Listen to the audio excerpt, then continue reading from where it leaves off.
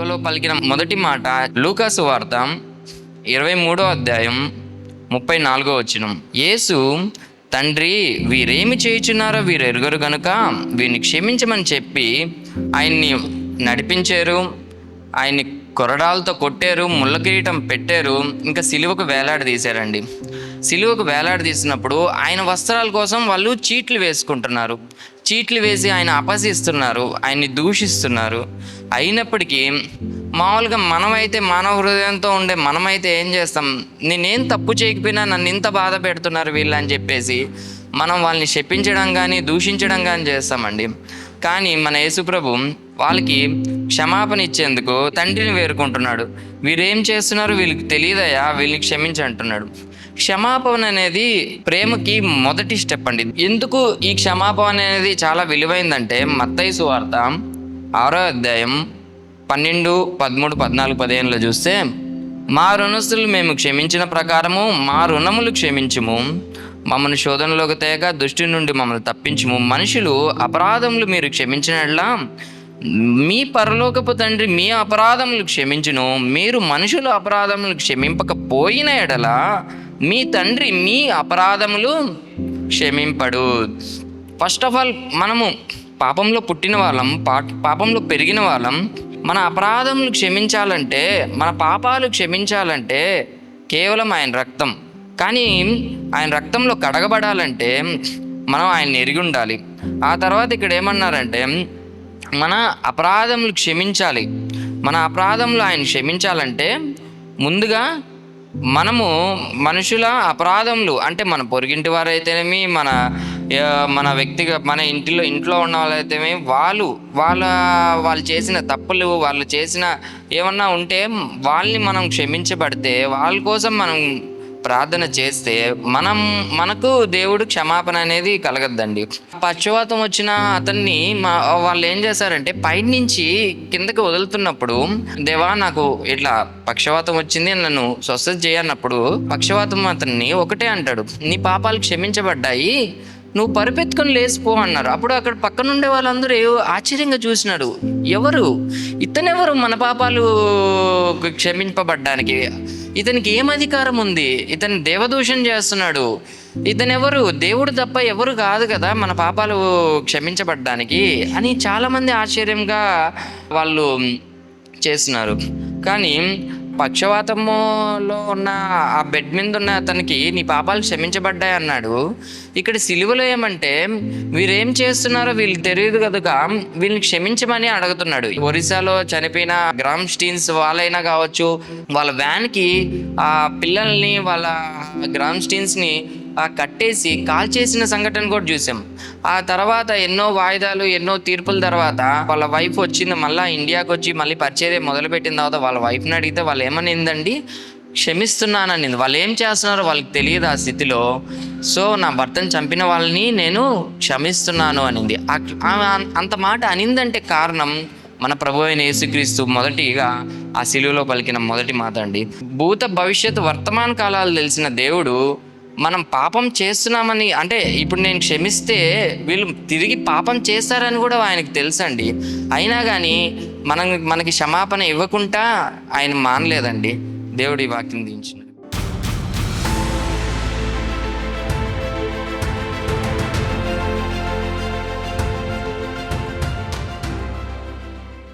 లూకా సువార్త 23వ అధ్యాయం 43లో యేసుక్రీస్తు పలికినటువంటి ఈ 2వ మాట దగ్గరికి వచ్చేసరికి ఒక అద్భుతమైనటువంటి పరలోక సత్యం ఆవిష్కృతమవుతుంది. ఈ మాటలో మనం ఒక బాధితుడిని చూడటం లేదు కానీ, ఒక విక్టిమ్ని చూడటం లేదు కానీ, ఈ అఖిలాండ బ్రహ్మాండాన్ని శాసించేటువంటి ఒక సర్వాధికారి అయినటువంటి ప్రభువుని మనం చూడబోతున్నాం. రోమా సైనికులు ఆయన తలపై పెట్టినటువంటి ముళ్ళ కిరీటాన్ని చూసి ఆయన్ని ఎగతాళి చేశారు. కానీ ఆ ముళ్ళ కిరీటమే ఆయనకు ఒక కిరీటమైంది. ఆ సిలువే ఆయనకు ఒక సింహాసనముగా మారింది. ఆయన చేతులు మేకులతో బంధించబడి రక్తమోడుతూ ఏమీ చేయలేనటువంటి నిస్సహాయ స్థితిలో ఉన్నట్లుగా కనిపించవచ్చు. కానీ ఆ రక్తం కారుతున్నటువంటి ఆయన చేతుల్లోనే పరలోక రాజ్యపు తాళపు చెవులు ఉన్నాయి. సాధారణంగా ఒక న్యాయమూర్తి ఒక అత్యంత భద్రతా వలయంలో కూర్చుని, కోర్టులో కూర్చుని ఒక ముద్దాయికి ఒక తీర్పును అనేది ఇస్తాడు, ఒక విముక్తిని అనేది ప్రకటిస్తాడు. కానీ ప్రపంచ చరిత్రలోనే తొలిసారిగా ఈ న్యాయమూర్తి అయినటువంటి యేసు ప్రభువు వారు స్వయంగా శిలువ మీద వేలాడుతూ తన ప్రాణం పోతున్నటువంటి ఆఖరి వేదనలో కూడా ఒక ముద్దాయికి నిర్దోషి అని తీర్పునిచ్చినటువంటి గొప్ప న్యాయస్థానము ఈ శిలువ. అలాగే ఒక రాజు ఎక్కడుండి శాసనాలు చేస్తారండి? తన సింహాసనం మీద కూర్చుని, రాజభవనంలో కూర్చుని ఆయన శాసనాలు చేస్తాడు. కానీ మన రాజు శిలువ మరణం మీద నుండే నిశ్చయముగా నేడు నీవు నాతో కూడా పరదేశంలో ఉంటావు అని చెప్పి ఒక పాపి ఆత్మను నరకమును నుంచి లాగి తన రాజ్యాధికారంతో చేసినటువంటి అంతిమ రాజశాసనమే ఈ రెండో మాట. మరి మన రాజు, అటువంటి ఘనమైనటువంటి రాజు పలికినటువంటి ఈ రెండో మాటను, ఆయన అనంతమైన కృపను ఈ రెండో మాటలో మనం చూడబోతూ ఉన్నాం. ఏమండి, ఒక ఉదాహరణగా ఒక ఊరిలో ఒక వరద వచ్చింది అనుకున్నాం. ఒక వరద వచ్చి మొత్తం ఊరిలో ఉన్న వాళ్ళందరూ కూడా కొట్టుకుని పోయారు. కేవలం ఇద్దరు వ్యక్తులు మాత్రం ఆ వరద నీటిలో మునిగిపోతూ చావు బతుకుల మధ్యలో కొట్టుమిట్టాడుతూ ఉన్నారు. అయితే వారిని కాపాడడానికి ఒక రెస్క్యూ హెలికాప్టర్ అనేది వచ్చి పైనుంచి ఒక రోప్, ఒక తాడు అనేది వేసింది. అందులో మొదటి వ్యక్తి ఏం చేస్తాడంటే నీళ్ళలో మునిగిపోతున్నాడు, ఊపిరి ఆడటం లేదు, ఒంట్లో సత్తువ లేదు. ఆ పైనుంచి వచ్చిన తాడును చూసి వాడు ఏడుస్తున్నాడు, అయ్యో నా వల్ల కాదు, నా ఒంట్లో ఉన్న బలవంతా వెళ్ళిపోయింది, నేను ఈత కూడా కొట్టలేను, నేను ఎంత ఘోర పాపిని అంటే దేవుడు కూడా నన్ను క్షమించలేడు, నేను చనిపోవడం ఖాయం అని చెప్పని చాలా నిరాశగా ఉన్నాడు. అప్పుడు ఆ పైన ఉన్నటువంటి ఆ హెలికాప్టర్లో ఉన్నటువంటి రక్షకుడు ఏమన్నాడంటే, నువ్వు పైకి ఎక్కాల్సినటువంటి అవసరం లేదు, పైకి ఎక్కేటువంటి బలము శక్తి నీ దగ్గర లేదని నాకు తెలుసు, నువ్వు జస్ట్ నేను వేసేటువంటి తాడును పట్టుకో చాలు, నా బలంతో నేనే నిన్ను పైకి లాగుతాను అన్నాడు. అయితే వాడు ఏం చేశాడంటే, వాడికి బలం లేకపోయినా కూడా ఆఖరి ఊపిరిలో ఉన్నటువంటి ఆ బలాన్ని తీసుకుని ఆ తాడుని ఎలాగలో పట్టుకున్నాడు, పైకి లాగేశాడు ఆ రక్షకుడు. ఏమండి, ఇది సిలువపై రక్షించబడినటువంటి రెండవ దొంగకు సాదృశ్యం. అయితే అదే వరద నీటిలో కొట్టుకుని పోతున్న రెండో వ్యక్తి ఏం చేశాడంటే, వాడికి రక్షకుడు పక్షపాతం అనేది చూపించలేదు. ఈ వ్యక్తిని పైకి లాగేసిన తర్వాత మరలా తాడు అనేది కిందకి వేశాడు హెలికాప్టర్లోంచి. అయితే ఇతనేం చేస్తున్నాడు, ఆ హెలికాప్టర్ ఎలాగో నా పైనే ఉంది కదా, నాకు ఈత కూడా వచ్చు, కాసేపు ఈ నీళ్ళల్లో ఈత కొడదాం, ఈత కొట్టిన తర్వాత తాడు పట్టుకుందాంలే అని చెప్పి అనుకుంటూ ఉండగానే ఈ లోపే వెనక నుంచి ఒక పెద్ద రాకాసి అల అనేది వచ్చి వాడిని ముంచేసిందండి. వాడు ఆ తాడును పట్టుకోవాలన్న ఆలోచన వచ్చే లోపే ఆ నీళ్ళలో కొట్టుకుని పోయి మునిగిపోయాడు. ఇది సిలువపై నాశనం అయిపోయినటువంటి మొదటి దొంగకు సాదృశ్యం. ఎవరైనా కానీ నాకు ఇంకా టైం ఉందిలే, నాకు ఇంకా అప్పుడే తొందర ఏముందిలే, అప్పుడే కంగారే ఉందిలే రక్షణ పొందుకోవడానికి, అప్పుడే నాకు ఇంకా సమయం ఉందిలే తీసుకోవడానికి అనుకుంటూ ఉన్నట్లయితే దేవుడి కృపను మనం నిర్లక్ష్యం చేయొద్దండి. ఈరోజు మనకు అందుబాటులో ఉన్నటువంటి రక్షణ రేపు మనకు అందుబాటులో ఉండకపోవచ్చు. ఎందుకంటే రేపటి దినం నీది కాదు, నాది కాదు, మరణం ఎప్పుడు వస్తుందో ఎవరికీ తెలియదు. ఒక దొంగ దేవుని కృపను అద్భుతంగా వాడుకున్నాడు, మరొకడు అదే కృపను అలుసుగా తీసుకుని నరకానికి వెళ్ళిపోయాడు. మరి మనం దేవుని కృపను ఎలా చూస్తున్నాము? అలాగే ఈ సిలువ మీద ఈ ఇద్దరు దొంగలు కూడా 2 ప్రార్థనలు చేశారు. ఇద్దరు ప్రార్థన చేసింది కూడా యేసయ్యకే ప్రార్థన చేశారు. ఏమని ప్రార్థన చేశారంటే, ఒక వ్యక్తి ఏమో నువ్వు క్రీస్తువు కదా, నిన్ను నువ్వు రక్షించుకొని మమ్మల్ని కూడా రక్షించు అని చెప్పని అడిగాడు.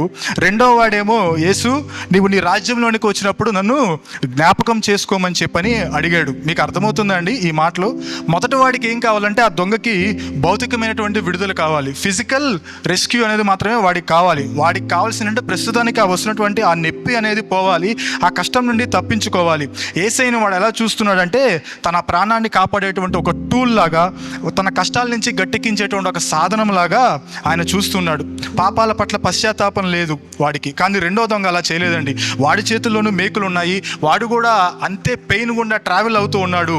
అయినప్పటికీ కూడా ఆ ఫిజికల్ పెయిన్ కంటే నేను చనిపోయిన తర్వాత నా ఆత్మ ఎక్కడికి వెళ్ళిపోతుందో అన్నటువంటి ఆత్మీయ దాహము వాడిని దహించి వేసింది. అందుకే దేవునితోటి బేరాలు అయితే ఆడలేదు అక్కడ.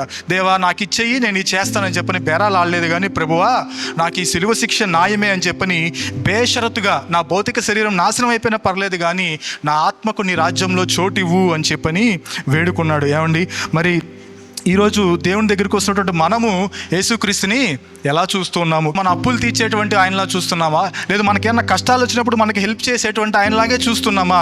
లేదంటే నా భౌతిక పరిస్థితులు ఎలా ఉన్నా సరే, నా జీవితం ఎట్లా ఉన్నా పర్వాలేదు, నేను ఎటువంటి కష్టాల గుండా వెళుతున్నా సరే, నా శరీరానికి సిలువ వంటి వేదన ఉన్నా సరే, నేను పాపిని, నాకు కావలసింది రక్షణ, నీ రాజ్యంలో చోటు అనేటువంటి ఆలోచనలో ఉన్నామా?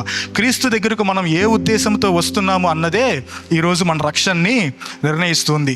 చివరిగా ఆయన ఆ దొంగ చేసినటువంటి ప్రార్థనకి ప్రభువైన యేసుక్రీస్తు వారు ఇచ్చినటువంటి అద్భుతమైనటువంటి శాసనం చెప్పాను కదా. ఆయన ఒక రాజు, ఆ సిలువ ఆయనకు సింహాసనమైంది. ఆ సిలువ మీద ఉన్నటువంటి రాజు చెప్పినటువంటి అద్భుతమైన మాట ఏంటంటే, నేడు నీవు నాతో కూడా పరదేశంలో ఉండవని నిశ్చయముగా చెప్పుచున్నాను. ఏమండి, ఈ చిన్న మాటలో క్రైస్తవ యొక్క థియాలజీ మొత్తం అంతా కూడా ఈ చిన్న మాటలో ఇమిడిపోయి ఉంది. వాడు ఏమడిగాడంటే, భవిష్యత్తులో నువ్వు నీ రాజ్యంలో వచ్చినప్పుడు నన్ను జ్ఞాపకం చేసుకో అంటే ప్రభువు వారు ఏమన్నారంటే, ఎప్పుడో కాదు నేను రాజ్యంలో వచ్చేప్పుడు జ్ఞాపకం చేసుకోవటం, ఇప్పుడే నేడే నువ్వు నాతో పాటు పరలోక రాజ్యంలో ఉంటావు అన్నాడు. ఆ నేడు అన్న పదంలో మరొక మాట దాగి ఉంది. అదేంటంటే ఫ్రీ గ్రేస్, ఉచితమైనటువంటి కృప. ఆ దొంగ ఏం చేశాడంటే, రక్షించబడడానికి బాప్తీసం తీసుకున్నాడా, లేదు ధర్మశాస్త్రం అంతటిని పాటించాడా, పుణ్యకార్యాలు చేశాడా, కానుకలు చేశాడా, కానుకలు ఇచ్చాడా? లేదు కదా. కనీసం 2 చేతులు జోడించి ప్రార్థన చేయాలన్నా కూడా అతనికి అవకాశం లేదు. వాడికి ఉన్నటువంటి ఒకే ఒక అవకాశం, ఒకే ఒక అర్హత ఏంటంటే తన పాపాన్ని ఒప్పుకోవటం, ఆ శిలువ మీద ఉన్నటువంటి క్రీస్తును రాజుగా విశ్వసించటం. రక్షణ కోసం మన ఏ కార్యాలు కూడా మనం చేయవలసిన అవసరం లేదండి. మనం చేయాల్సింది ఏంటంటే, ఎలాగైతే ఆ వరదల్లో కొట్టుకుపోతున్నటువంటి వ్యక్తి ఆ తాడును పట్టుకుని రెస్క్యూ చేయబడ్డాడో, అలాగే ఈ లోకం అనేటువంటి వరదలో, పాపం అనేటువంటి వ్యాధిలో కొట్టుకుపోతున్నటువంటి మనందరము కూడా చేయాల్సిన పని ఏంటంటే, ఆ యొక్క రక్షణ అనేటువంటి తాడును మన చేతుల్లో గట్టిగా పట్టుకుంటే చాలు. అప్పుడు యేసయ్య అన్నారు కదా, నేడు అనే మాట చెప్పాను కదా, నేడే నువ్వు నాతో పాటు పరదేశంలో ఉంటావు. ఏమండి, మన పాపాలను కడగడానికి ఎన్ని నెలల సమయం కావాలండి, ఎన్ని సంవత్సరాల సమయం కావాలండి? అవి ఏమీ అవసరం లేదండి. ఎప్పుడైతే మనం యేసుక్రీస్తు ప్రభువారిని రక్షకుడుగా, మన స్వరక్షకుడుగా, మన విమోచకుడుగా మనం అంగీకరిస్తామో, అప్పుడే ఆ క్షణములోనే ఆయన శిలువ మీద కాచినటువంటి ఆ పవిత్రమైన రక్తము మన యొక్క పాపం అంతటినీ కూడా క్షణాల్లో ఇమీడియట్గా మనల్ని పవిత్రపరుస్తుంది. అంత గొప్పది ప్రభువైన యేసయ్య కాచినటువంటి రక్తం. ఆయన ఏమన్నాడంటే, నువ్వు పరదేశంలో ఉంటావని చెప్పలేదు కానీ నువ్వు నాతో కూడా పరదేశంలో ఉంటావు అన్నాడు. నరకానికి వెళ్ళేటువంటి వాడిని, ఆత్మను లాగి నేరస్తుడు చేతులు పట్టుకుని పరలోకానికి తీసుకుని వెళ్ళే అధికారము, శక్తి ఆ యేసయ్య యొక్క రక్తానికి, ఆ శిలువ మీద వేలాడుతున్నటువంటి ఆ రాజుకు మాత్రమే ఉంది. రక్షణ దినము రేపో ఎల్లుండో కాదండి, నేడే అనుకూల సమయం, ఇదే రక్షణ దినం. కాబట్టి మీ అందరినీ కూడా నేను ఎంకరేజ్ చేసేది ఏంటంటే, ప్రతి ఒక్కరూ కూడా ఈ ప్రభువైన యేసుక్రీస్తుని మీ రక్షకుడుగా అంగీకరించి బాప్తీసం తీసుకుని మీరందరూ కూడా మీ జీవితాలను ధన్యం చేసుకోవాలని ఆశిస్తూ నా మాటలు ముగిస్తాను.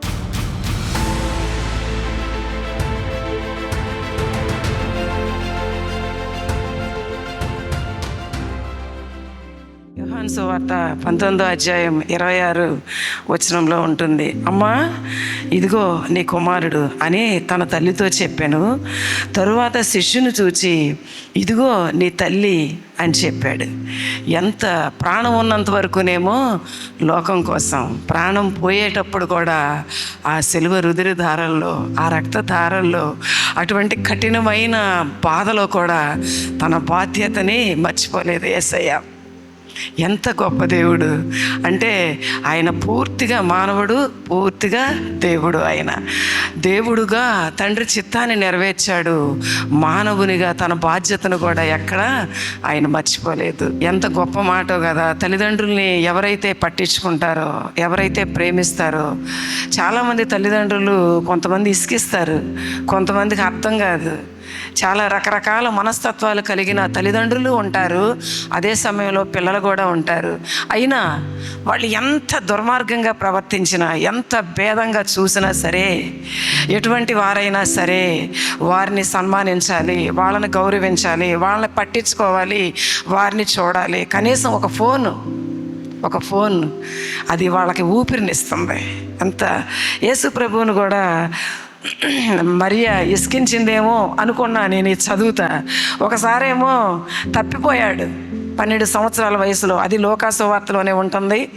తప్పిపోయినప్పుడు ఎత్తుక్కుంటా వెళ్ళింది కుమారుణ్ణి. రెండోసారేమో కానా పెండ్లి విందులో ద్రాక్షారసం అయిపోయినప్పుడు తల్లి, అయా ద్రాక్షారసం అయిపోయిందని ఆతృత పడింది, తొందరపడింది. తల్లులు చాలా ఆతృత పడతారు. అమ్మ, ఎందుకు నాతో నీకేం పని, నీకెందుకు తొందర, నా తండ్రి చిత్తాన్ని నేను నెరవేర్చడానికి వచ్చాను. మూడోసారేమో సిలువలో అంటే అన్ని సందర్భాల్లోనూ 30 సంవత్సరాలు పెంచి పెద్ద చేసింది దేవుని యొక్క చిత్తాన్ని విధేయురాలై వినయ మనసు కలిగి ఆ దేవుని యొక్క కనికరం పొందుకొని తను ఆ పరిశుద్ధాత్మ దేవుడు యేసు ప్రభువుని తన గర్భమున పరిశుద్ధాత్మ ద్వారా ధరించి వినయముతో విధేయతతో ప్రార్థనతో ఒక కుమారుని కని లోకానికి అప్పగించింది. అదే సమయంలో మూడోసారి సెలువు మీద వేలాడుతూ ఉన్నప్పుడు ఆయనతో పాటు కలిసి తిరిగిన వారు ఉన్నారు, ఆయనతో పాటు అనుభవించిన వారు ఉన్నారు. 12 గంపలు ఎత్తుకొని చేపలని రొట్టెల్ని పంచుకొని తిన్నాళ్ళు ఉన్నారు, అందరూ ఉన్నారు. ఏమండి, ప్రేమ అంటే ఏంటంటే బాధ్యత ఉన్న వాళ్ళకి ప్రేమ ఉంటుంది, ప్రేమ ఉన్న వాళ్ళకి బాధ్యత ఉంటుంది. అన్ని దారులు మూసుకుపోయినాయి, ఇంకా ఏ దోవ లేదు. ఆయన హింసిస్తున్నారు, సిలువలో రక్తం కారుస్తున్నారు, ముళ్ళ కిరీటం పెట్టారు, కాళ్ళల్లో పాదాల్లో మేకులు, ఎక్కడ చూసిన బాధే, ఎక్కడ చూసిన వేదనే. తల్లి చూస్తూ ఉంది. చిన్న కుమారుడు అప్పుడు యేసు ప్రభువుని దేవాలయంలోకి తీసుకెళ్ళినప్పుడు సుమియోన్ అంటాడు, అమ్మా నీ హృదయంలో నుంచి ఒక ఖడ్గం దూసుకెళ్తుంది. ఆవిడకి అర్థం కాల అది ఇదే. తల్లి బ్రతికుంది, సంపూర్ణమైన ఆరోగ్యంతో ఉంటే కన్న కుమారుడు సిలువలో మరణిస్తూ ఉంటే ఎంత బాధ అండి, ఎంత వేదన. మొదటిదేమో ప్రేమ. అన్ని దారులు మూసుకుపోయిన తర్వాత నిలబడేదే ప్రేమ. ఈ దేవుడు సిలువ అన్ని దారులు మూసుకుపోయినాయి, తండ్రి చిత్తాన్ని నెరవేర్చడానికి సిలువలో రక్తం కార్చాడు, ఈ ప్రపంచం యావత్తు రక్షింపబడటానికి. రెండోదేమో ఆదరణ. ఈయన ఆదరించే దేవుడు ఆ సిలువలో ఉండి కూడా తల్లిని ఆదరిస్తున్నాడు. అమ్మ నాకేమన్నా అయినా నేను నా తండ్రి దగ్గరికి వెళ్ళిపోయినా నీకేం పర్వాలేదమ్మా, ఇదిగో ఇంకో కుమారుడు ఉన్నాడు నీకు. ఆధ్యాత్మిక సంబంధంతో కూడినటువంటి ప్రియమైన శిష్యుడికి తన తల్లిని అప్పగించాడు. పరిచర్య అనేది నేను అనుకుంటాను 30 సంవత్సరాలు పెంచింది. 3.5 సంవత్సరాల్లో తల్లి హస్తం ఆ సేవలో తప్పకుండా ఉంది. ఎందుకంటే ఆ సిలువ చుట్టూ ఎవరున్నారంటే క్లోపా భార్య, మగ్దలేను మరియ, కన్న తల్లి మరియ, యోహాను, అందరూ పారిపోయారు. వీళ్ళే ఉన్నారు సిలువ దగ్గర. కుమారుడు సేవ చేస్తా ఉంటే వెనుక ప్రార్థన, విజ్ఞాపన, పట్టించుకుంటాం. సేవలో వెనకమాల తెర వెనక అందరేలాగా కొంతమంది తెర వెనక ఉంటారు, ప్రార్థన చేస్తారు. కుమారుడికైనా కుమార్తెకైనా ఎవరికైనా కొంతమంది దైవ సేవలు చేస్తూ ఉంటే విశ్వాసులైనా వెనకమాల తెర వెనకుండి ప్రార్థన చేసి సహాయం చేస్తారు. అలాగే తల్లి హస్తం కుమారుని యొక్క సేవలో చాలా ఉంది. ఇంకొక వాగ్దానం కూడా ఉంది, ఇశ్రాయేల్ దేవుడు కొనుకుడు నిద్రపోడని. నిజమే, ఆయన కొనకలేదు, నిద్రపోలేదు. సిలువలో కూడా అంత బాధలో కూడా తల్లిని ఆదరించాడు, తన తోటి సహోదరుడికి అప్పగించాడు. అదే నిజమైన ఆదరణ అంటే. చాలామంది దేవుని సన్నిధికి ఎందుకు వస్తారంటే ఆదరించబడటానికి. ఈ చాలామంది చూసారా, చాలా సంఘాల్లో చాలా ఊళ్ళల్లో మనం చూస్తాం, వాళ్ళ బాధల్ని వాళ్ళ తోటి సహోదరులకి, కన్నవాళ్ళకి, అన్నదమ్ములకి వాళ్ళకి చెప్పుకోరు, కానీ వాళ్ళల్లో ఉన్న బాధని పాస్టర్ గారికి, తోటి విశ్వాసులకు చెప్పుకొని ఆదరణ పొంది ప్రార్థన చేసుకుంటారు. అలాగే బాధ్యత, ఇదిగో నీ తల్లి అని చెప్పి అప్పగించాడు. ఒకటేమో సిలువ ప్రేమ, సిలువలో రక్తం కాచాడు అందరి కోసం. రెండేమో ఆదరించాడు, తన ప్రియమైన శిష్యుడికి తల్లిని అప్పగించాడు. అది మూడేమో బాధ్యతగా దేవుడు ఎప్పుడైనా సరే ఏది మాట్లాడినానండి ఒక క్లారిటీ ఉంటుంది. అది సిలువలోనైనా, నడిచినా, శ్రమలైనా, శత్రువులు తరుగుతా ఉన్నా క్లారిటీగా మాట్లాడతాడు. సిలువలో ఉండి కూడా ఇదిగో నీ కుమారుడు. చాలామంది క్లారిటీ ఉండదు. ఒక మాట మాట్లాడినా, ఒక ప్రార్థన చేసినా, ఏం చెప్పినా, ఏం చెబుతారో ఏం చేస్తారో అర్థం కాని పరిస్థితుల్లో హృదయంలో ఒకటి ఉంచుకొని బయటకు అలా ఉంటారు. అలా కాదు, హృదయములో ఏముందో, దేవుని సన్నిధిలో ఎలా ఉందో, లోకములో ఎలా ఉందో అన్ని చోట్ల ప్రభు ఒకలాగానే ఉన్నాడు. సిలువలో కూడా ఉండి క్లారిటీగా చెబుతున్నాడు, ఇదిగో నీ కుమారుడు అని తన బాధ్యతని నెరవేర్చుకున్నాడు. సిలువలో ప్రేమించాడు, రక్తం కార్చాడు. రెండోది ఆదరించాడు. మూడోది బాధ్యతను ఆయన తీసుకుని తన తల్లిని అప్పగించాడు. ఈయన ఎంతో గొప్ప దేవుడు. బాధ్యతలు, బంధాలు, అనుబంధాలు, ప్రేమ, ఇవన్నీ ప్రభువు మనకి లేఖనాల్లో నేర్పించాడు. మాదిరికరమైన జీవితాన్ని జీవిస్తా మనకు చూపించాడు. తల్లి ఎప్పుడు, చాలామంది తల్లులు ఉన్నారు లోకంలో, చెడ్డ తల్లులు, వాళ్ళ గురించి నేను మాట్లాడట్లా. కానీ మంచి తల్లి ఎప్పుడు కుమారుని వెనకే ఉంటుంది, కుమారుని ప్రేమిస్తుంది.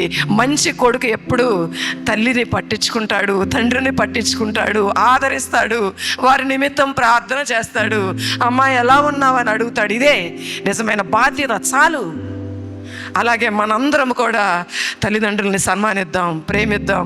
యేసయ్య తన బాధ్యతను మర్చిపోని విధంగా, అది ఎంత కష్ట సమయమైనా సరే మనం మన బాధ్యతను నెరవేర్చి ఆ దేవునికి మహిమకరంగా, లోకానికి మహిమకరంగా, వీడు ఈమె తల్లిదండ్రులను చూడరు, ఆ అత్తమామలైనా తల్లిదండ్రులు చూడరు కానీ వీళ్ళు సువార్త చెబుతారని అనుకోకూడదు. లోకమునకు ఉప్పై వెలుగై మన బాధ్యతను మనం నిర్వర్తిస్తూ సంఘములోనూ బయట తల్లుల్లాగా తండ్రుల్లాగా మనం ఉందాం. అప్పుడే దేవుని యొక్క దీవెనలు, వాగ్దానాలు మన పైన నెరవేరుతాయి. హల్లెలూయా.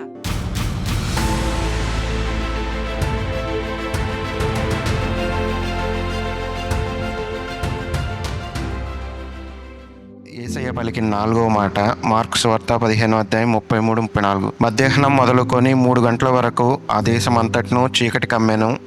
3 గంటలకు యేసు ఏలోయి ఏలోయి లామా సబక్తా అని బిగ్గరగా కేక వేసెను. ఆ మాటలకు నా దేవా నా దేవా నన్నెందుకు చేయి విడిచితివని అర్థము. సిలువలో కూడా యేసయ్య దేవుడే అండి. కేవలం మనిషి రూపంలోనే ఆయన అక్కడ శ్రమలు అనుభవిస్తున్నాడు, కానీ దేవుడు సిలువలో ఉన్నా కానీ ఆయన దేవుడే అండి.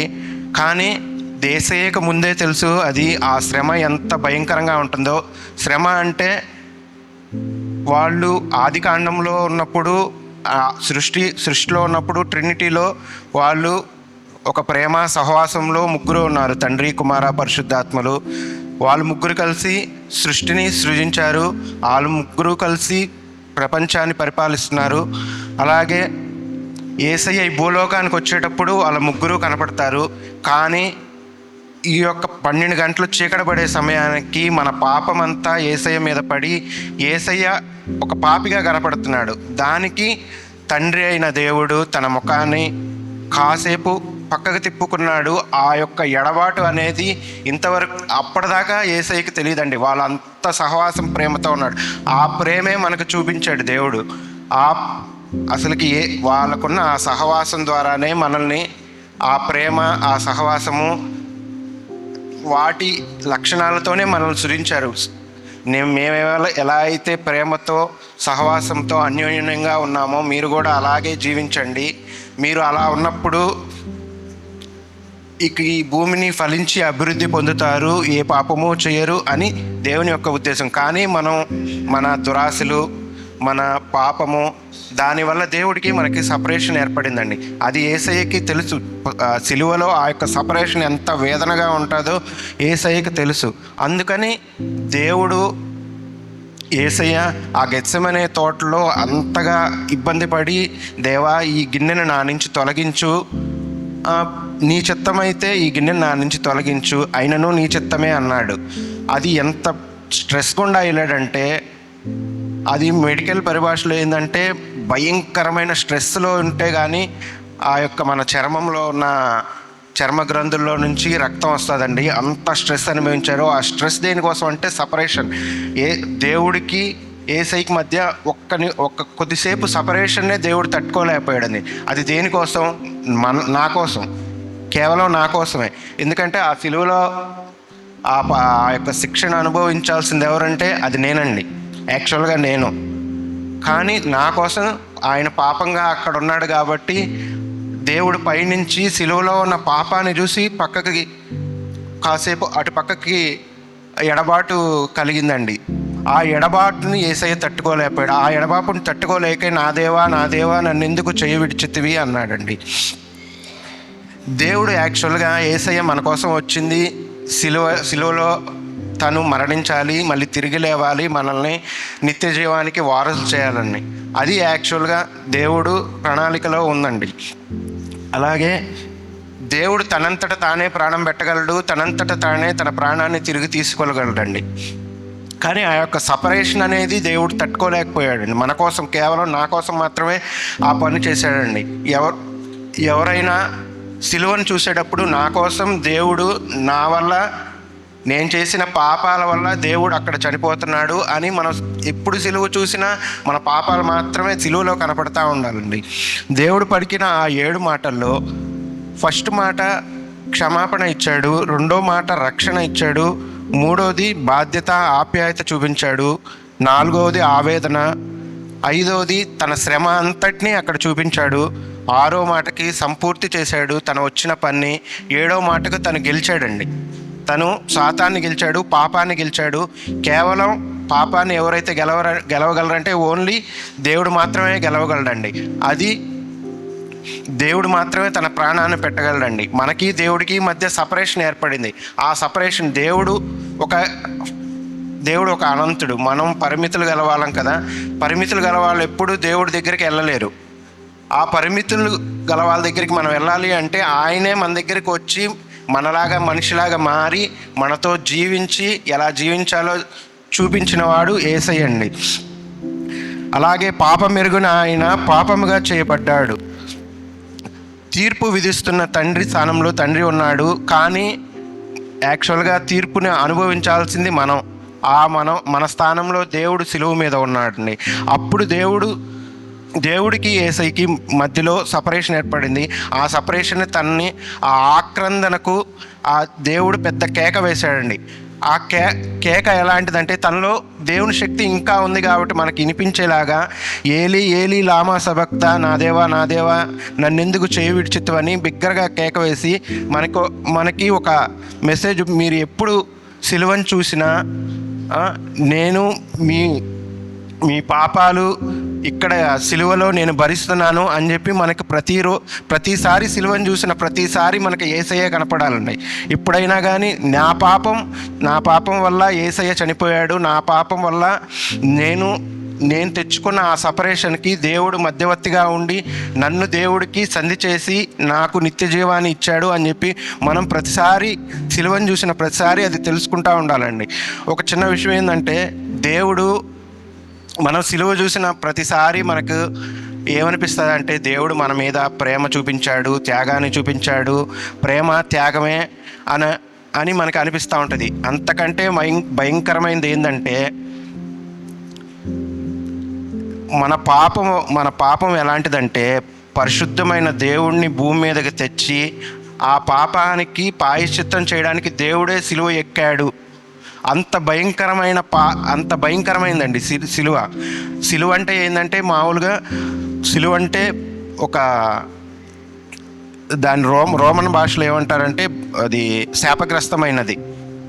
మన కోసం దేవుడు శాపగ్రస్తుడిగా తయారయ్యాడండి. మన కోసం కేవలం అది ప్రేమ త్యాగానికి కాకుండా మన పాపములకు భయంకరమైన శిక్షకు అది గుర్తుగా ఉందండి. దాన్ని మనం ఎప్పుడూ గుర్తుపెట్టుకుంటూ ఉండాలండి. నాకు తెలిసిన ఒక ఆయన ఏం చెప్పాడంటే, మనమంతా మనుషులందరం మంచిగా ఉండి అంతా ప్రేమగా ఆప్యాయతగా ఉంటే ఇక్కడున్న ఫైనాన్షియల్ డిపార్ట్మెంట్లు బ్యాంకులు అవసరం లేదన్నాడు. దేనికంటే నిజంగానే అవసరం లేదు. అందరూ మంచిగా ఉంటే ఎవరికి సంపాదించిన వాళ్ళంతా ఎవరికి వాళ్ళు ఒకరికి అవసరాల్లో ఉంటే వాళ్ళకి పంచిపెట్టచ్చు. ఇప్పుడైతే ఆదిమ సంఘంలో వాళ్ళ చర స్థిరాస్తులన్నీ అమ్మేసి వాళ్ళు పంచిపెట్టుకొని వాళ్ళు సుఖంగా సంతోషంగా ఉండేవాళ్ళు. అలా మనం సంతోషంగా ఉంటే మన కుటుంబంలో మన తల్లిదండ్రులు మధ్య బంధాలు చక్కగా ఉంటాయి, భార్యాభర్తలు సంబంధాలు చక్కగా ఉంటాయి. ఒక కుటుంబం అక్కడ ఆత్మీయంగా ఉందంటే ఆ స్ట్రీట్ బాగుంటుంది, ఆ కాలనీ బాగుంటుంది, ఆ ఊరు బాగుంటుంది, ఆ యొక్క స్టేటు కంట్రీ వరల్డ్ ఆ మొత్తం బాగుంటుందండి. ఇది దేవుడు అనుకున్న మంచి, దేవుడు అనుకున్న అభివృద్ధి, దేవుడు అనుకున్న ఫలించే అభివృద్ధి పొందాలనుకుంది ఇలా అండి. మనం మాత్రం పాపం తెచ్చుకొని ఆ మంచిని ఆ దేవుడు మనకిచ్చే ఆ యొక్క ఆశీర్వాదాలని కోల్పోయి మనం పాపంలో పడిపోయామండి. ఆ పాపం నుంచి రక్షించడానికే యేసయ్య మన కోసం భూమికి దిగివచ్చి ఎలా జీవించాలో చూపించి, అలాగే మన పాపంలన్నీ తన మీద వేసుకొని, ఇంకా భయంకరమైనది ఏంటంటే దేవుడితో సపరేషన్ అనేది అది ఒక భయంకరమైన విషయం ఏంటంటే, ఎందుకంటే దేవుడు సూర్యుడిని, చంద్రుడిని, భూమిని సృజించాడండి. మన భూమిని కక్షలో పెట్టాడు. ఆ కక్ష తప్పి ఇప్పటిదాకా భూమి 1 డిగ్రీ ఇటు జరగలేదు, 1 డిగ్రీ అటు జరగలేదు. 1 డిగ్రీ ఇటు జరిగినా మనకి ఎండ ఎక్కువైపోయి మనం చచ్చిపోతాం. 1 డిగ్రీ అటు జరిగినా మనకి చలి ఎక్కువైపోయి చచ్చిపోతాం. దేవుడు కరెక్ట్గా ఎక్కడ పెట్టాలో భూమిని అక్కడే పెట్టాడు. భూమి తన మాట తను వింటుంది, సూర్యుడు తన మాట తను వింటున్నాడు, చంద్రుడు తన మాట తను వింటుంది. అన్ని ప్రకృతి మొత్తం దేవుడు చెప్పిన మాట ఇంత. దేవుడు చెప్పిన మాట ఎవరంటే మనమేనండి. ఒక్కసారి దేవుడు భూమి వైపు కానీ సూర్యుడి వైపు కానీ ఒక్క క్షణం చూడకుండా పక్క తిప్పుకుంటే మన భూమి తిరగడం ఆగిపోయింది. తిరగడం ఆగిపోయిన మరుక్షణం భయంకరమైన సునామీలు, భయంకరమైన భూకంపాలు ఏర్పడి సర్వనాశనం అయిపోతుంది. That is the separation. యాక్చువల్గా ఆ సపరేషను దేవుడికి యేసయ్యకి మధ్య ఆ సపరేషను ఎంత ఆ భయంకరాన్ని తట్టుకోలేక దేవుడు పెద్ద కేక వేసి, నా దేవా నా దేవా నన్ను ఎందుకు చేయి విడిచితివి అన్నాడండి. అంతకుముందు దాకా తండ్రి అన్నాడు, ఆ టయానికి వచ్చేటప్పటికి నా దేవా అన్నాడు. ఎందుకంటే ఆ సమయానికి దేవుడి మీద పాపం మోపబడి ఉంది కాబట్టి, తను పాపి కాబట్టి ఆ మాట నా దేవా నా దేవా అనేది తన నోటి నుంచి వచ్చిందండి. దీన్ని బట్టి మనం తెలుసుకోవాల్సింది ఏంటంటే, ఎప్పుడైనా మనం సిలువను చూసిన ప్రతిసారి కేవలం నా కొరకు పరిశుద్ధుడైన దేవుడు భూమి మీదకి దిగి వచ్చి మానవ స్వరూపాన్ని ధరించుకొని తను నా కొరకు చనిపోయి, నా కొరకు శ్రమలు అనుభవించి, తండ్రితో ఎడబాపుకు గురయ్యి చనిపోయి రక్తాన్ని చిందించి మరీ తిరిగి లేచాడండి. ఇంకా గొప్ప విషయం ఏంటంటే, తను దేవుడై ఉండి శాశ్వతంగా మనిషితత్వాన్ని, మానవత్వాన్ని ధరించేసుకున్నాడండి. ఇంకా ఆ మానవత్వం తనతో పాటు పరలోకానికి తీసుకెళ్ళాడు. నిత్యమంతా మానవుడుగానే ఉంటాడండి. కేవలం అది మన కోసమే చేశాడండి. చివరగా ఏంటంటే, దేవుని యొక్క పరిశుద్ధత మనకేం చెప్తుందంటే, మనం చేసిన పాపానికి ఖచ్చితంగా శిక్ష అవసరం అని చెప్తుందండి. కానీ దేవుని ప్రేమ ఏం చెప్తుందంటే, ఆ శిక్ష మనుషుల మీద పడకూడదు అని చెప్తుందండి. ఆ శిక్ష మన మీద పడకుండా ఆ శిక్షను తను వచ్చి తనే భరించి ఆ శిక్ష నుంచి మనల్ని కాపాడి దేవుడు మనల్ని నిత్య జీవానికి నడిపించాడండి.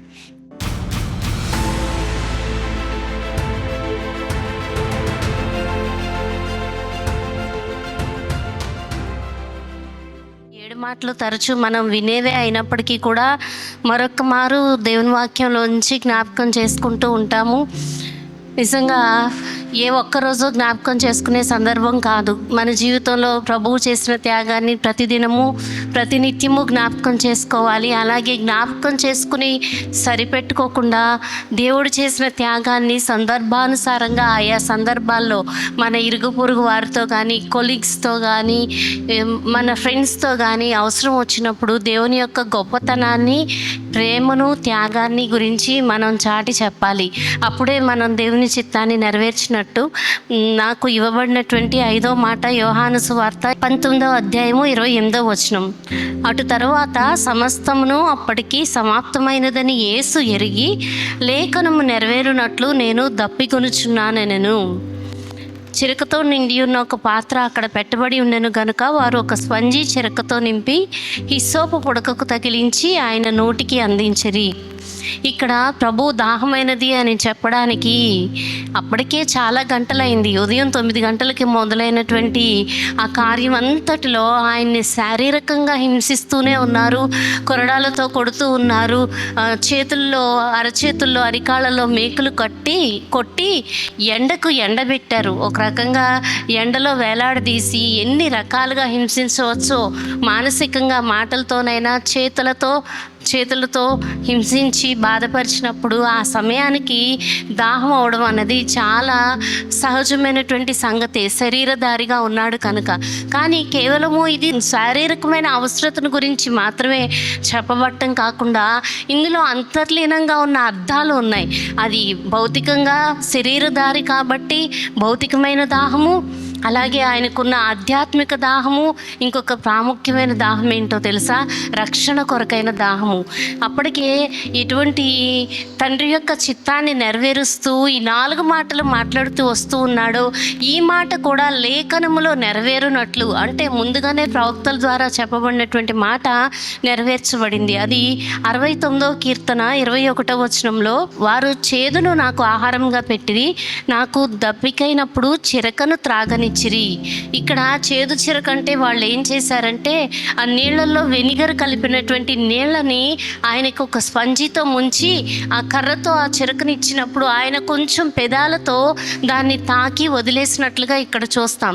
అంటే ఇక్కడ ఈయన దాహం నిజంగా దాహం గొని ఉన్నప్పటికీ తీసుకునే స్థితిలో కూడా లేడు. ఒకవేళ వారు మంచినీళ్ళు ఇచ్చినా తీసుకోగలిగే స్థితిలో కూడా లేదు.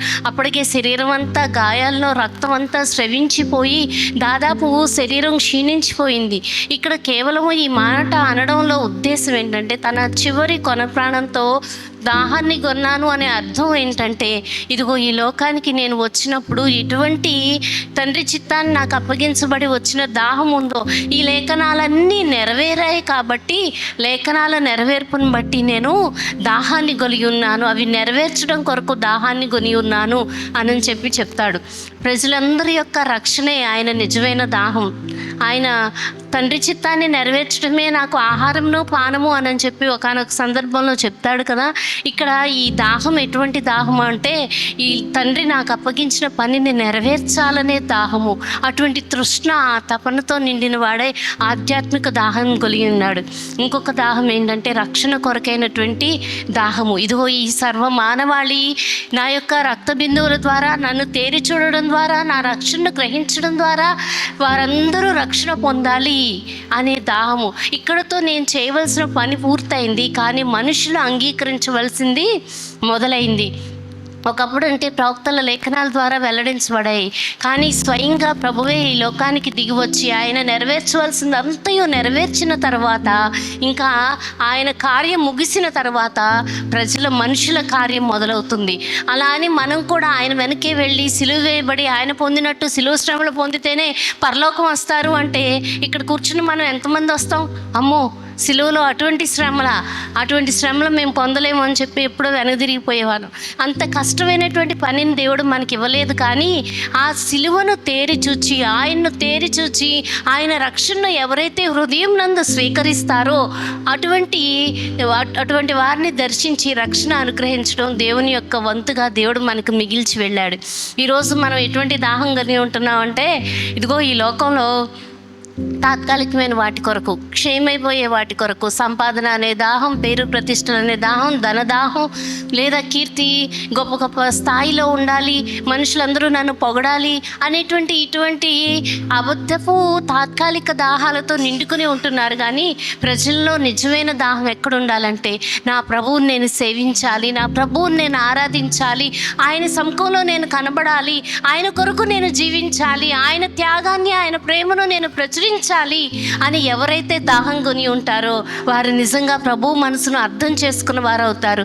అటువంటి ఆధ్యాత్మిక దాహమును తృష్ణను కలిగిన వారంగా మనం ఉండి, మనం నిత్య జలవు ఊట అయినటువంటి క్రీస్తు రక్తం చేత మనం ఏ విధంగా మన యొక్క పాప స్థితిలో ఉన్నటువంటి మనకు ఆ దాహార్తిని తీర్చాడో తన జీవజలాన్ని అనుగ్రహించడం ద్వారా మనం కూడా ఇతరుల ఎడల కనికరపడాలి. పాపంతో మగ్గిపోతున్నటువంటి జీవితాల్లో దాహార్తిని కొని ఉన్నటువంటి జీవితాలను చూచి, ఇదిగో జీవజల నిధి అయినటువంటి ప్రభువును మేము పొందుకున్నాము, ఆ నిధిని మీకు ఇస్తున్నాము, ఆ జీవజల నదిని మీకు అందిస్తున్నాము అన్నట్లుగా ఆ జీవజల ఊటను ప్రభువును పరిచయం చేసే వారంగా మన జీవితాల్లో ఉండి ఆధ్యాత్మిక తృష్ణ కలిగిన వారుగా మరంతా ఎదగాలని కోరుకుంటూ నా మాటలు ముగిస్తున్నాను.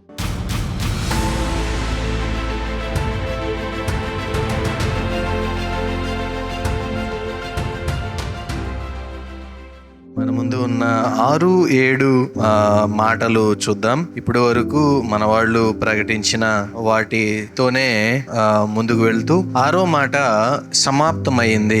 యోహాను సువార్త 19:30లో 28 ఆ తర్వాత కింద ఉన్న వచనాల్లో మనం దాని ఉద్దేశాన్ని మనం చూస్తాం. ఇక్కడ ఏమి సమాప్తమైంది, ఏం పూర్తయింది, దేని గురించి పూర్తయింది అని చెప్తున్నారు ఆయన అంటే, గ్రీకు పదం ఏంటంటే అక్కడ వాడబడిన ఆ గ్రీకు పదమే దానికి అసలు ఆయన ఏ విషయం గురించి మాట్లాడుతానని మనకు తెలుసు. వాడబడిన గ్రీకు మాట ఏంటంటే టెటలెస్తాయ్ అనేది ఏంటంటే, నేను ఒకనికి అచ్చి ఉన్నాను, ఆ అప్పును తిరిగి కట్టేశాను నేను. అంటే ఇక్కడ ఆయన ఏం చెప్తున్నాడంటే పూర్తయింది. ఏం పూర్తయిందంటే అప్పు కట్టడం పూర్తయింది అని చెప్తున్నాడు ప్రభువారు. ఆయన సిలువ మీద ఉండి అప్పులు కడతా కూర్చున్నాడే అంటే అక్కడ కాదు. ఆయన ఉద్దేశం ఏంటంటే the work he came for. ఆయన ఏ మిషన్ మీద అయితే వచ్చారో ఆ మిషన్ మిషన్ నేను పూర్తి చేశాను.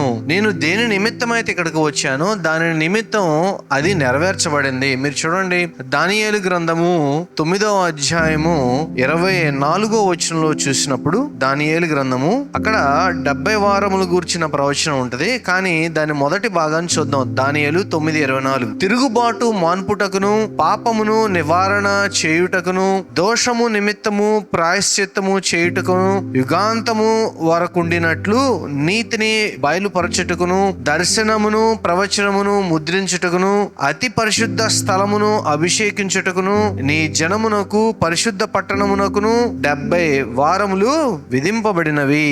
అంటే ఇప్పుడు ఆయన చేసినది ఏంటంటే తిరుగుబాటును మాన్పాడు. తిరుగుబాటుకు కావాల్సిన మరి మనిషిలో ఉన్న తిరుగుబాటు ఉంది. ఎవరికి తిరుగుబాటు? ఎవరికి వ్యతిరేకంగా తిరుగుబాటు అనేది దేవునికి వ్యతిరేకంగా ఉన్న తిరుగుబాటు. పాపమును గూర్చిన నివారణ, దోషము నిమిత్తము ప్రాయశ్చిత్తము, యుగాంతము వరకు ఉన్న నీతి, వీటన్నిటినీ ఆయన ఏం చేస్తాడంటే ఇక్కడతో లేవు, ఇక వాటికి సమాప్తము పలికాడు. ఆయన మనకి ఇవ్వవలసినది ఏంటంటే పరిశుద్ధత అనేది మనకి ఇవ్వాలి. అంచేత ఆయన శాపానికి, నష్టానికి, కష్టానికి, వీటన్నిటికీ ఆయన ముగింపు పలుకుతూ, now the mission has been completed, now I have paid it in complete. మీ అప్పు నేను మీ బదులు నేను చెల్లించాను అని సమాప్తమైంది. మీ అప్పు చెల్లించబడింది. మీ పాపము నిమిత్తము ఉన్న అప్పు చెల్లించబడింది. ధర్మశాస్త్రమును బట్టి మీరు నీతిమంతులు కారు కదా, మీరు పాపులుగా ఎంచబడుతున్నారు కదా, ఇక నుంచి మీరు అలా ఎంచబడరు. మీ అప్పు చెల్లించబడింది. It is completed. చారిత్రక వాస్తవం ఏంటంటే, ఒక అప్పుల్లో ఉన్న వ్యక్తి ఎప్పుడైతే అప్పును కడతాడో అప్పుడు ఆ నోటు మీద, ఆ ప్రామిసరీ నోటు మీద టెటలెస్తాయ్ అని రాస్తారు, సమాప్తమైనది అని రాస్తారు. Now he speaking the same word. మన అప్పు పత్రం మీద, మన పాపం అనే పత్రం మీద, మన దోషం అనే పత్రం మీద, దేవునికి విరోధంగా మనం ఏదైతే చేశామో చేస్తున్నామో వాటన్నిటికీ ఆయన ఇప్పుడు ఏం చేశాడంటే చెల్లు చీటీ రాసి సమాప్తమైనది అని చెప్తూ ఉన్నాడు. మీ పాపలను పూర్తిగా క్లియర్ అయిపోయింది. ఇక్కడ నేను ఓడిపోయాను అనలేదు ఆయన. ఏమన్నాడు ఆయన? నేను ఓడిపోయాను అనలా, నేను చనిపోతున్నానని చెప్పలా. సిలువలో ఆయన వేలాడినప్పుడు ఆయన పదాల్లో చూడండి, ఎప్పుడైనా నేను ఓడిపోయాను, నేను చనిపోతున్నానని ఎప్పుడైనా అన్నాడు ఆయన? ఎప్పుడు అనలా. దానికి కారణం ఏంటంటే ఆయనకి అధికారం ఉంది. చివరి మాటకు వచ్చినప్పుడు మనం అదే చూస్తాం. ఆ తర్వాత ఈయన ఇక్కడ ఏమంటున్నాడంటే ఇట్ ఈస్ కంప్లీటెడ్, సమాప్తము అయ్యింది. సిలువ ఎప్పుడు అండి ఓటమి కాదు, అది మనకు విజయం. అక్కడ అన్ని సమాప్తమైనవి, కొన్ని మొదలైనవి. సిలువలో ఏమైనాయి? పాపము, దోషము, శాపము ఇవన్నీ సమాప్తము చేయబడ్డాయి. నేను అప్పుడప్పుడు బహు తరచుగా చెప్తాను, నేను మన పితరుల దోషము అక్కడ సమాప్తమైంది. మనం ఎప్పుడైతే రక్షణ పొందుకుంటామో, ప్రార్థన చేస్తామో, ప్రభువా నా దోషమును, నా పాపమును, నా పితరుల పాపమును నువ్వు క్షమించు నాయన అని ఎప్పుడైతే ప్రార్థన చేస్తామో, మన పితరుల నుంచి వచ్చిన శాపం ఏదైతే ఉందో అక్కడతో అది సమాప్తమైంది. ఆ తర్వాత మనం చేసిన పాపము తాలూకా ఆ ప్రభావము మన పిల్లల మీద ఉండబోదు. మనం రక్షణ పొందుకోవడం వల్ల మనకి మాత్రమే దీవెనని మీరు అనుకున్నట్లయితే మీరు పొరపాటు పడినట్టు. మీ రక్షణ మీతో పాటు మీ కుటుంబాలకు, మీ పిల్లలకు కూడా దీవెనే అది. అంచేత ప్రభువారు ఇక్కడ వాటన్నిటికీ సమాప్తం చేశారు. వేటికి మొదలు తెలుసా? ఒక నూతన జీవితానికి మొదలు, ఒక కొత్త మనశ్శాంతికి మొదలు, ఆ తర్వాత రక్షణకి అది మొదలు, మరి నీతిమంతులుగా తీర్చబడటానికి ఇది మొదలు. ఇలా అనేకమైన వాటికి, రోగాలకు, శాపాలకు, వీటన్నిటికీ ఫుల్ స్టాప్ పెట్టడం మాత్రమే కాకుండా శాంతికి, సమాధానానికి, శాప విముక్తిని చేయడానికి అది మొదలు. అందుకనే సిలువ ఎవరు చేయలేనిది ఆయన మాత్రమే చేసి చూపించినది. అందుకని ఆయన అంటున్నాడు ఇక్కడ it is done, it is completed. ఆ తర్వాత చివరి మాట చూసుకుందాం. తండ్రి, నా ఆత్మను నేను నీకు అప్పగిస్తూ ఉన్నాను. ఇది లూకా సువార్తలో మనకు కనబడుతుంది. అదే విధంగా యోహాను సువార్తలో కూడా మనం దీన్ని చూస్తాం. ఆ తర్వాత కీర్తన 31:5 చూడండి ఒకసారి. నా ఆత్మను నీ చేతికి అప్పగించుచున్నాను, యెహోవా సత్యదేవా, నన్ను విమోచించు వాడవు నీవే. కీర్తనాకారుడు చెప్తూ ఉన్నాడు తన ఆత్మను ఎవరికి ఇచ్చుకున్నాడంట. మనం ఇక్కడ ఒక సందర్భాన్ని జ్ఞాపకం చేసుకుందాం. యోహాను సువార్త 10వ అధ్యాయము 18వ వచనంలో అంటాడు కదా, నా ప్రాణమును పెట్టుటకును దాన్ని తీసుకున్నట్టుకును నాకు అధికారం ఇవ్వబడిను, నాకు అధికారం ఉంది అంటాడు. అంటే చాలా మంది రోమావారు, లేకపోతే పరిసయ్యులు, సద్దూకీయులు, యూదుల్లో ఉన్న మత పెద్దలు ప్రభువారి ప్రాణమును తీశారు అని మాట వరుసకు అంటాం కానీ ఆయన ప్రాణమును ఎవరు తీసుకోలేదు. ఆయన ప్రాణమును తీసుకొనగలిగిన శక్తి కలిగిన వారు ఎవరు లేరు. ఎవరికైనా ఉందా ఆ శక్తి? దేవుని ప్రాణమును తీసే శక్తి ఎవరికైనా ఉందా? ఉందండి? లేదు.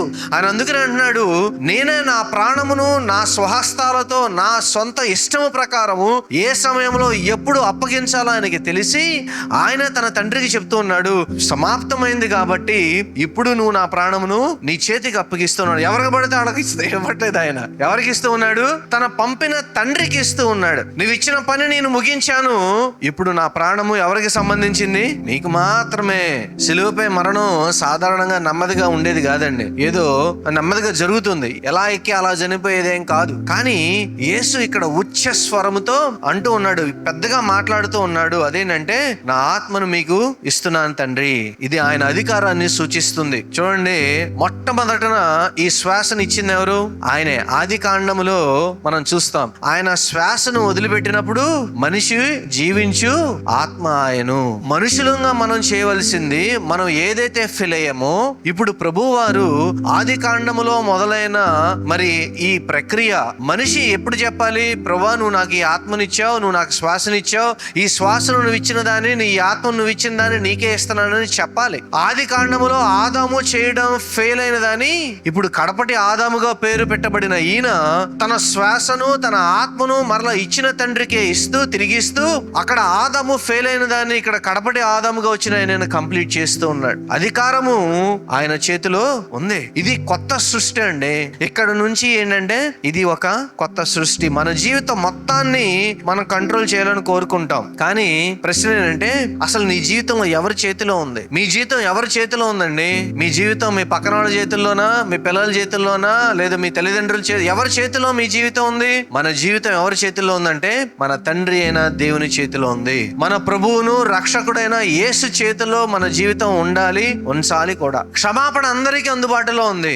ఆత్మ దాహానికి యేసే సమాధానము. అలాగే విమోచనకు మనము సిద్ధపడి ఉండాలి. విమోచన పని పూర్తి అయిపోయిందండి, మీరు అంగీకరించారా లేదా అనేది ఇక్కడ ప్రశ్న. మొదటి నుంచి చివరి వరకు చూసుకున్నట్లయితే ఆయన క్షమించాడు, ఆయన రక్షించాడు, ఆయన సంరక్షించాడు, ఆయన బాధపడ్డారు, అదేవిధంగా పూర్తి చేశారు, చివరికి తన్ను తాను అప్పగించుకున్నారు. మనం ఇక్కడ అడగవలసిన ప్రశ్న ఏంటంటే, నేను మిమ్మల్ని అడగవలసిన ప్రశ్న ఏంటంటే, మీలో ఇంకా పూర్తిగా బడని వారు ఉండినట్లయితే ఇదే సరైన సందర్భం. రక్షించబడి దేవునిలో కొనసాగుతున్నట్లయితే ఎవరు మీకు యజమానిగా మీరు బ్రతుకుతూ ఉన్నారు? మన ప్రభువు మనకి నేర్పింది, చివరి మాటతో మనకి తెలియజేసింది ఏంటంటే, మనకు యజమాని ఎవరుగా ఉండాలి? ఆయనే అయి ఉండాలి. మీ జీవితాన్ని ఆయన చేతిలో పెట్టి మరింతగా ఆనందంగా, సంతోషంగా, శ్రమైన, దుఃఖమైన, కష్టమైన, ఇరుకైన, మరి ఏ విధమైన విషయమైనా ఆయనలో మీ జీవితాన్ని ముడిపెట్టి ముందుకు నడిపించుకోవాల్సిందిగా మనవి చేస్తూ ఈ 7 మాటలను ఇంతటితో ముగిస్తూ ఉన్నాను. దేవుడు మిమ్మల్ని బహుగా దీవించి ఆశీర్వదించును గాక.